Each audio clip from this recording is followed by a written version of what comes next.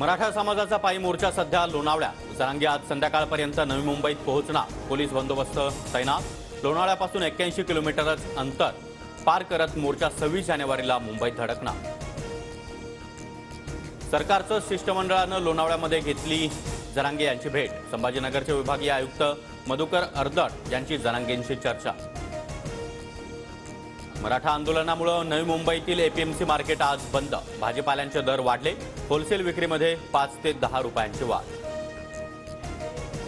मनोज जरांगेंचा मुंबईकडे येण्याचा मार्ग पोलिसांनी बदलला। जुन्या घाटातून जाण्याच्या सूचना। आंदोलकांचा मात्र विरोध। तर सायन पनवेल महामार्गावर अवजड वाहनांना बंदी। जरांगे पाटलांना नोटीस बजावा। हायकोर्टाचे आझाद मैदान पोलिसांना आदेश। मैदानाची क्षमता 5000 लोकांची असल्याची जरांगेंना माहिती द्या। कोर्टाचे आदेश।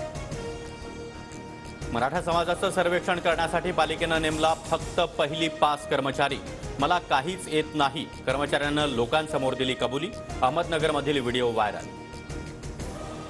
मराठा कुणबी नोंदी शोधण्यासाठी न्यायमूर्ती संदीप शिंदे समितीला मुदतवाढ। शिंदे समितीला 29 फेब्रुवारीपर्यंत मुदतवाढ देण्यात आल्याची राज्य सरकारची माहिती। किशोरी पेडणेकर ईडी चौकशीसाठी उपस्थित राहणार नाही। पेडणेकरांचे वकील ईडी कार्यालयामध्ये जाणार। पेडणेकर चौकशीसाठी 30 जानेवारीची वेळ मागणार, सूत्रांची माहिती। किती लोकांना जेलमध्ये टाकणार, पाठवा नोटीस। ईडीवाल्यांना नंतर नोटीसी पाठवू, राऊतांचं वक्तव्य। तर ही ईडीची नाही तर भाजपची कारवाई, आम्ही गुडघे टेकणार नाही, राऊतांचा घणाघात। बारामती अॅग्रो कारखाना प्रकरणी आमदार रोहित पवारांची काल 11 तास ईडी चौकशी। 1 तारखेला पुन्हा एकदा चौकशीला बोलावलं, मात्र वाकणार नाही। महाराष्ट्राच्या हितासाठी लढाई सुरूच राहणार, रोहित पवारांची प्रतिक्रिया। जागा वाटपासंदर्भात आज महाविकास आघाडीची महत्त्वाची बैठक। वंचितला देखील बैठकीचं निमंत्रण। आंबेडकरांसोबत चर्चा सुरू असल्याची राऊतांची माहिती। प्रकाश आंबेडकर महाविकास आघाडी बैठकीमध्ये सहभागी होणार नाहीत। महाविकास आघाडी बैठकीचं निमंत्रण आल्याचं वृत्त चुकीचं, वंचितकडून स्पष्ट।